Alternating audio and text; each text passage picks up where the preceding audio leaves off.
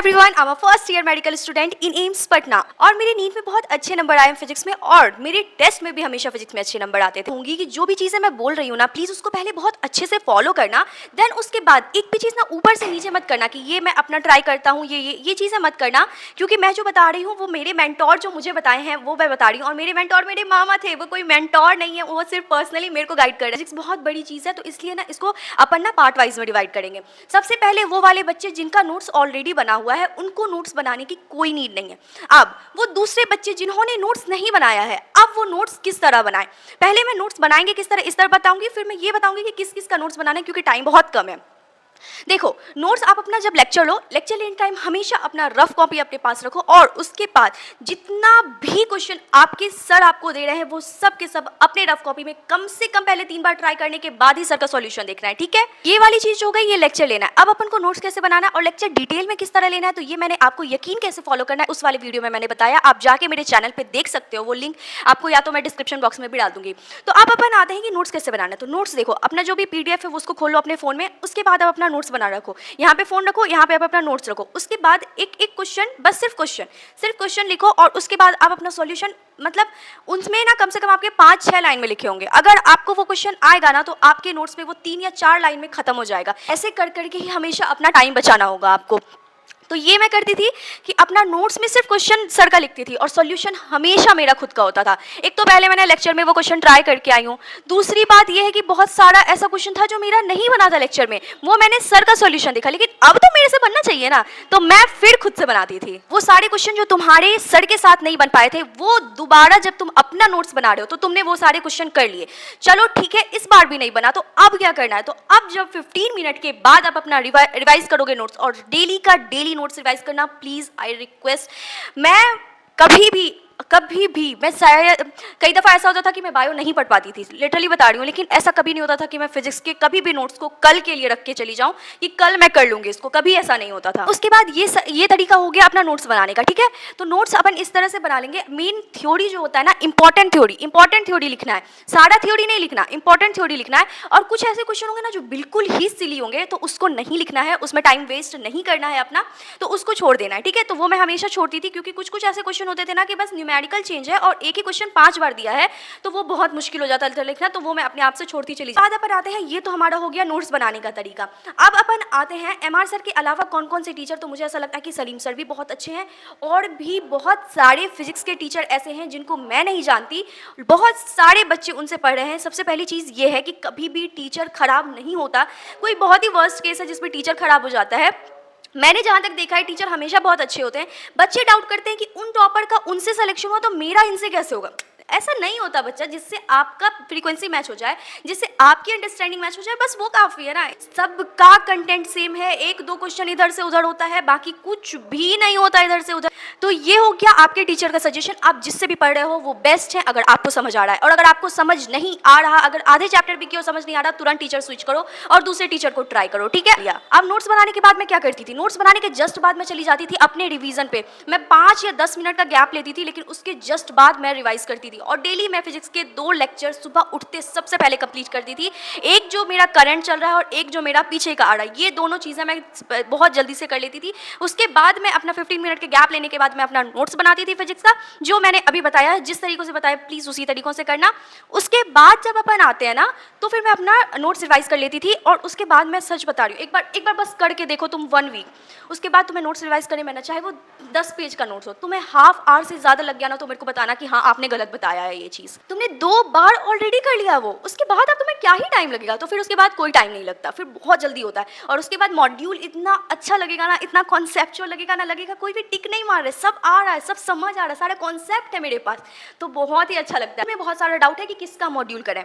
मुझे ऐसा लगता है कि अगर आपके पास एलन का मॉड्यूल है, आपके पास आकाश का मॉड्यूल है, और आपके पास एलन का मॉड्यूल है, आपके पास आकाश का मॉड्यूल है, या फिर आपके पास PW है, या फिर अनअकैडमी है, और आई थिंक अभी कैरियर विल भी आ चुका है। ये सब का मॉड्यूल बहुत अच्छा है। मैं हर चीज़ का रिवीजन टाइम भी बताऊंगी। तो मैंने अपने नोट्स को 5 to 7 टाइम्स रिवाइज किया था होल ईयर टिल अप्रैल। अब मैं अपने मॉड्यूल पे आती हूँ, तो मॉड्यूल मैंने 4 to 5 टाइम किया, लेकिन मैंने अपना नोट्स 5 to 7 टाइम किया, क्योंकि मेरा नोट्स बहुत ज़्यादा इंपॉर्टेंट था मेरे लिए। फिर मैं अपना मॉड्यूल करती थी। मॉड्यूल किस तरह से करना है आपको ये बताती हूँ। मॉड्यूल को हमेशा 3 अटेम्प्ट में करना है।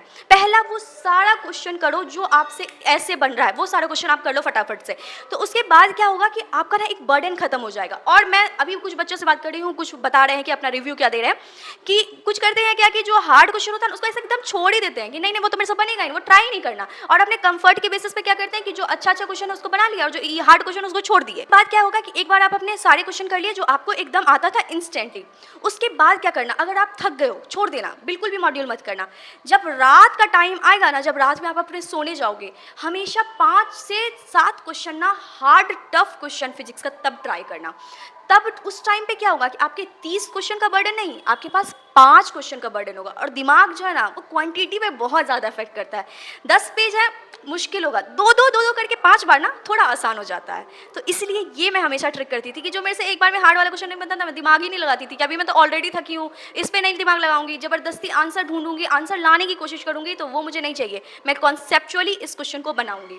तो ये सब ट्रिक, जो ये छोटी छोटी ट्रिक है ना, वो तुम्हें क्वेश्चन बनाने की तरफ लेके जाएगा। वो जो तुम बहुत सारे लोग मुझे मैसेज करते हो ना कि मेरे से क्वेश्चन ही नहीं बन रहा, तो आपका अप्रोच ही गलत है। आप क्वेश्चन को डायरेक्ट क्या कर रहे हो, मॉड्यूल पे पूछा रहे हो, लेक्चर देखा, कभी देखा था, नोट्स बनाया किसी और का पढ़ रहे हैं, और डायरेक्ट चले गए क्वेश्चन बनाने। कभी बनेगा, कभी पॉसिबल है कि आपसे क्वेश्चन बन पाएगा? कभी नहीं बनेगा आपसे क्वेश्चन।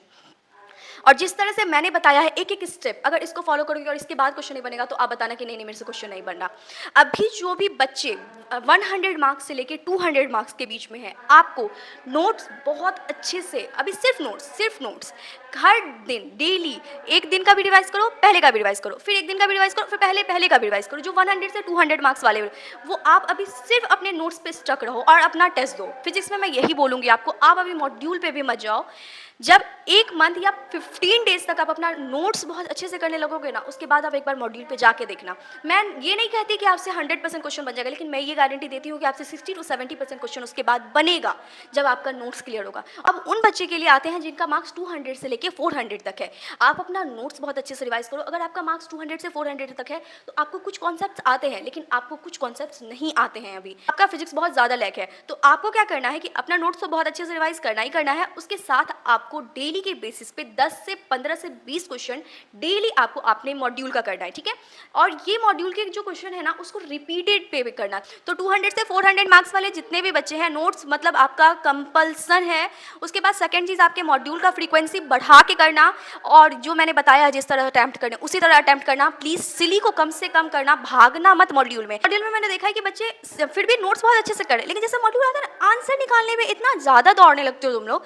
आंसर नहीं निकालना, अभी सीखनी है। आंसर तो अपन को एग्जाम में निकालना है ना, अभी तो कॉन्सेप्ट सीखना है, अभी गलतियां सीखनी है, अपनी गलतियां सुधारनी है, कहाँ कमी हो रही है, कहाँ ज़्यादा हो रहा है, कहाँ से सही चल रहा है, कहाँ नीचे गिर, ये सारी चीज़ें सीखनी है ना। इसके लिए आपको अस्थिर होना पड़ेगा, इस चीज़ के लिए आपको अपनी स्पीड को ब्रेक देके तब चलना होगा, तभी चीज़ें सीख सकोगे। कभी भी रटने से कभी फिजिक्स नहीं आएगा। लास्ट सोमवारी है और बिहार में बहुत ज़्यादा ही ये सारी चीज़ें मनाई जाती है, तो इतना आज स्पीकर बज रहा है कि खुद की आवाज़ नहीं आ रही मेरे को। तो इस ये माइक पे पता नहीं मुझे उधर कैसे जा रहा है आवाज़, जो भी थोड़ा बहुत अगर ऊपर नीचे हो तो प्लीज़ उसको मैनेज कर लेना, क्योंकि यहाँ स्पीकर बहुत ज़्यादा बजता है। तो अपन आते हैं, अब ये सारी चीज़ें जब कर लिए तो अब अपन आते हैं 500 से 600 वाले नंबर वाले पे। ये नोट्स और मॉड्यूल तो ऑब्वियसली सबके लिए कंपल्सन है, इससे कोई कॉम्प्रोमाइज़ नहीं करेगा और इससे ज़रा भी कॉम्प्रोमाइज़ नहीं करेगा। अब अपन आते हैं ना कि एक्स्ट्रा वाले बुक। हाँ, आप वो कैटेगरी हो जिससे एक बार ट्राई करो अपना नोट्स, उसके बाद दोबारा अपना मॉड्यूल ट्राई करो, फिर एक बार और अपना नोट्स और एक बार मॉड्यूल ट्राई करो।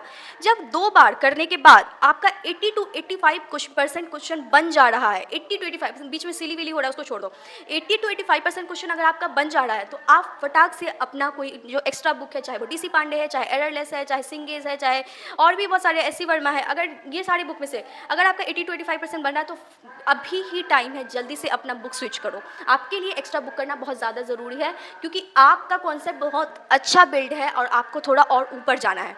और जो नीचे मार्क्स वालों का बताएं, आप अपना मार्क्स 500-600 पे लेके आओ, उसके बाद यही सारी चीज़ें फॉलो करो जो 500 से 600 वाले फॉलो कर रहे हैं। उसके बाद जो 500 से 600 वाले बच्चे हैं ना, उसके ना मैं जहाँ तक जानती हूँ उसके ना कुछ डाउट पोर्शन होते हैं, और वो डाउट पोर्शन बहुत इग्नोर करते हैं क्योंकि उसको नंबर तो डिसेंट आ रहे हैं। मत करो, मैं जब फर्स्ट रैंक पे भी आती थी ना अगर अपने कोचिंग में, तो भी मेरे को था कि उसके बाद भी मेरे 20-30 नंबर लूज हो, वो 20-30 क्यों लूज हो गया मेरा। जब 670 पे भी स्टक होती थी ना, तो मेरे को बहुत टेंशन होता था कि 690 और 700 क्यों नहीं जा रहा।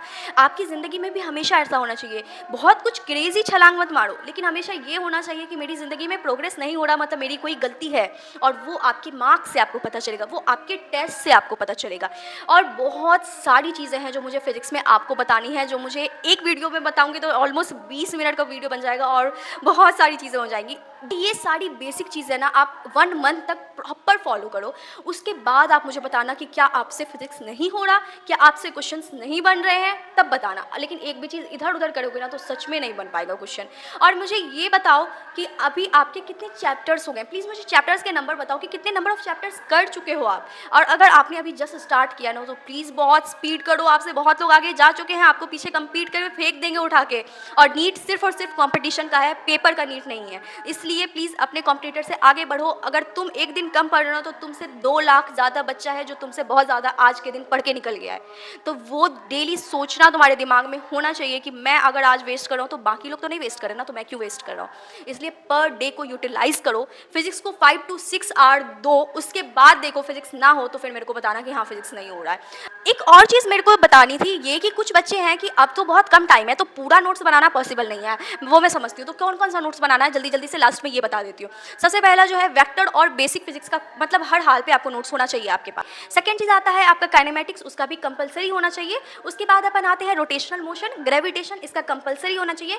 काइनेटिक फिजिक्स का नहीं कहूँगी क्योंकि वो प्रॉपर फार्मूला बेस्ड है, आप फार्मूला से कर सकते हो, लेकिन फ्लूइड का नोट्स आपके पास कंपलसरी होना चाहिए। अब अपन आते हैं 12th वाले पोर्शन पे, तो इलेक्ट्रोस्टैटिक, करंट, इलेक्ट्रिसिटी, ऑप्टिक्स दोनों और मैग्नेटिज्म, इन सारी चीज़ों का नोट्स आप अभी जाके बना लो। उसके अलावा अगर बाकी चीज़ों का अगर आपने नोट्स नहीं बनाया ना, लेकिन शॉर्ट नोट्स बना लेना, और शॉर्ट नोट्स में थ्योरी भी लिखना है। शॉर्ट नोट्स कैसे बनाना है ये भी बताना पड़ेगा क्योंकि शॉर्ट नोट्स बहुत गलत बनाते हो, पूरा फॉर्मूला लिख लेते हो, एकदम गलत है वो सारा तरीका, तो वो मैं आपको बता दूंगी। लेकिन ये सारे चैप्टर्स हैं जिसके आपको नोट्स ज़रूर से ज़रूर बनाना है। तो अब मैं चलती हूँ अपने एग्जाम्स की तैयारी करने के लिए, तब तक आप अपना बहुत सारा ख्याल रखो और बहुत पढ़ाई करो। बहुत सारा पढ़ोगे तो पढ़ने से हो जाता है, बहुत सारा मेहनत बहुत सही तरीकों से करोगे तो सारी चीज़ें हो जाएंगी। All the very best NEET 2027 aspirants, अपना बहुत सारा ख्याल रखो और आस पड़ोस वालों की भी हेल्प करनी है, किसी से जेलसी नहीं करना। आपकी ज़िंदगी का आपको मिलेगा, पड़ोसी की ज़िंदगी का छीन के नहीं मिलने वाला, तो इसलिए टेंशन मत लो, अपनी ज़िंदगी में खुद का मेहनत करो, दूसरे लोगों की भी जितनी हो सके उतनी हेल्प किया करो। Bye bye. और हमेशा चीज़ें बांटने से बढ़ती है, कभी भी घटती नहीं है, तो इसलिए ना चीज़ें जब नॉलेज बांटोगे, नॉलेज दूसरों से भी लोगे ना, तो वो हमेशा इंक्रीज़ करेगा आपका कॉन्सेप्ट। अपना बहुत सारा ख्याल रखो और चैनल को भी सब्सक्राइब कर लो यार, और अपने दोस्तों को भी शेयर करो कि उनको फिजिक्स किस तरह करना चाहिए। Bye bye.